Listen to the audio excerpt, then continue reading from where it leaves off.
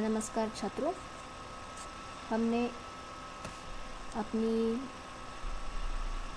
पहली कक्षा में ये देखा था, इसके पहले वाली, कि वाक प्रौद्योगिकी, चाहे वो स्पीच संश्लेषण हो जिसे हम लोग स्पीच सिंथेसिस बोलते हैं, या फिर स्पीच रिकग्निशन हो, वाक पहचान हो, वे अंतर अनुशासनिक प्रकृति के हैं। तो इस अनुशासन में, अंतर अनुशासनिक प्रकृति में कौन कौन से अनुशासन का समावेश होता है, ये हमने देखा था, जिसमें कि signal processing, acoustic physics, auditory phonetics, pattern recognition, इन डिसिप्लिन्स के बारे में हमने देखा था। तो अभी इसके आगे हम बढ़ते हैं। तो आगे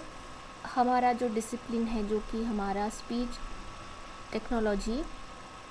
से संबंध रखता है, वो है भाषा विज्ञान। तो भाषा विज्ञान, आप इस अनुशासन से सभी परिचित है ही। अब यहाँ पर जब भाषा विज्ञान की बात करते हैं तो हम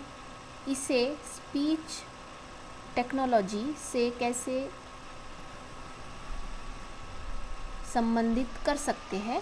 ये हमें यहाँ जानना ज़रूरी है। तो यहाँ भाषा विज्ञान और स्पीच टेक्नोलॉजी का अंत संबंध इतना करीब है कि मान लीजिए आपका अगर भाषा विज्ञान का फोनेटिक्स और फोनोलॉजी ये भाग आप अगर नहीं देखते हैं तो आपको स्पीच रिकग्निशन के बारे में नहीं हम नहीं बता पाएंगे, या फिर हम कोई अनुप्रयोग क्षेत्रों में नहीं काम कर पाएंगे। उसी तरीके से अगर उसके जो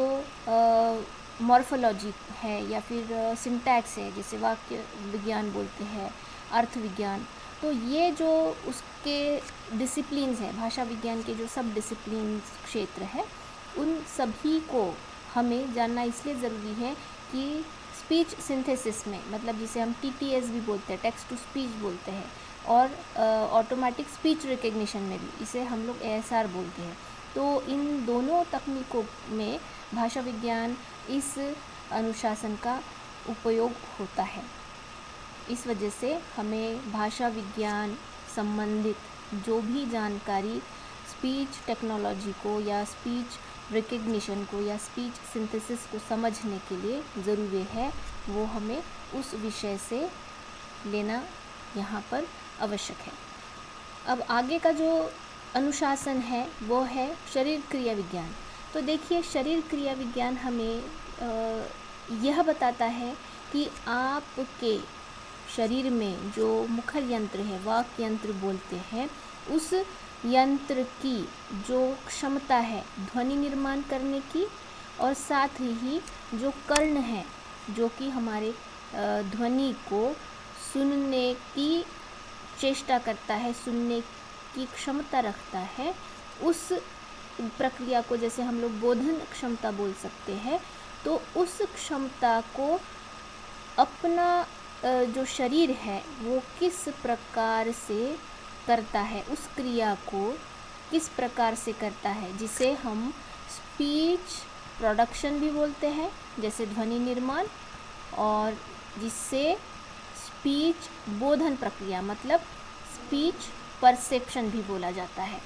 तो यहाँ पर ये दोनों प्रक्रिया शरीर द्वारा किस प्रकार की जाती है, ये हमें समझना ज़रूरी है, और वही चूँकि लॉजिक हम मशीन में इम्प्लीमेंट करेंगे, तो इस अनुशासन का भी अभ्यास यहाँ पर ज़रूरी हो जाता है। तो आगे का है आपका कंप्यूटर साइंस। तो कंप्यूटर साइंस तो अनिवार्य है ही, क्योंकि बिना कंप्यूटर साइंस पढ़े हुए आप उस मशीन को कैसे समझा पाएंगे कि आपका जो स्पीच है वो आप 0 और 1 के फॉर्म में ले सकते हैं। तो यहाँ पर कंप्यूटर साइंस, यह जो अनुशासन है वह सॉफ्टवेयर और हार्डवेयर के द्वारा जितने भी विविध एल्गोरिदम्स, कलन विधि का जो संचालन होता है, वो किस प्रकार किया जाएगा ताकि आपकी जो स्पीच टेक्नोलॉजी है वो यहाँ पर बहुत अच्छे से कार्य कर सके। तो कंप्यूटर साइंस में कई अनुशासन हैं, जैसे आर्टिफिशियल इंटेलिजेंस हो गया, मशीन लर्निंग हो गया, डेटा साइंस हो गया, तो ऐसे कई नेचुरल लैंग्वेज प्रोसेसिंग हो गया। तो ये कई ऐसे अनुशासन हैं कि उस कंप्यूटर साइंस के अंदर आते हैं। तो हम बोल सकते हैं कि कंप्यूटर साइंस एक अम्ब्रेला टर्म है जिसके अंतर्गत यह सारे विषयों का अभ्यास स्पीच टेक्नोलॉजी को या फिर डिजिटल स्पीच प्रोसेसिंग विषय को पढ़ने के लिए हमारा करना यहाँ पर ज़रूरी हो जाता है। तो आगे जो है, आगे आपका मनोविज्ञान है। तो देखिए, अब जब हम लोग स्पीच रिकग्निशन की बात करते हैं तो हमें केवल हाय और हेलो तक ही नहीं रहना है, हमें बहुत आगे जाना है, जिसमें कि हम रोबोट बिल्डिंग्स या फिर एक्सपर्ट सिस्टम का डिज़ाइन कर सकते हैं। तो अब यहाँ पर जब हम लोग ऐसे रियलिस्टिक सिस्टम्स का उपयोग करेंगे, प्रयोग करेंगे, उन्हें बनाएंगे, उनका डिज़ाइन करेंगे तो यह ज़रूरी हो जाता है कि मनुष्य की मानसिक दशा क्या है, उसका आचार, उसका व्यवहार कैसा है, ये भी समझना हमारे लिए बहुत ज़रूरी है। और अगर मनुष्य के मनोविज्ञान मतलब मानसिक दशा को अगर हम लोग समझ सकते हैं तो हो सकता है कि हम बहुत ही अच्छा एक ऐसा सिस्टम बनाएं, एक ऐसा एक्सपर्ट सिस्टम बनाएं, एक ऐसा रोबोट बनाएं जिससे आपकी भावनाओं का भी पता चले। मान लीजिए कि मैं अगर बात कर रही हूँ तो मैं क्या खुशी से बात कर रही हूँ या गुस्से में बात कर रही हूँ, ये सारी चीज़ें भी वह यंत्र जाने और उस हिसाब से मैं जो बोल रही हूँ, मैं जो वाक उत्पन्न कर रही हूँ, उस वाक उत्पन्न किए गए जो भी वाक्य है, उन वाक्यों को वो मशीन समझे और उस मशीन के समझने के बाद हमें जो अपेक्षित आउटपुट है वो हमें मिले।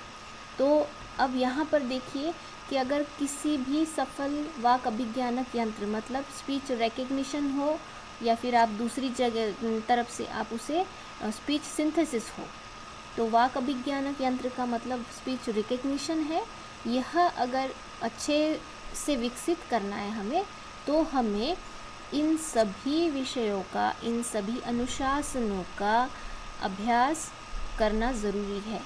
उन अनुशासनों में से जो चीज़ें महत्वपूर्ण है एक अच्छी स्पीच टेक्नोलॉजी डेवलप करने के लिए, उन सभी चीज़ों को अगर हम लोग एक बराबर मात्रा में एकत्रित करेंगे तो बहुत अच्छा एक स्पीच टेक्नोलॉजी या speech recognition, speech synthesis system बन पाएगा।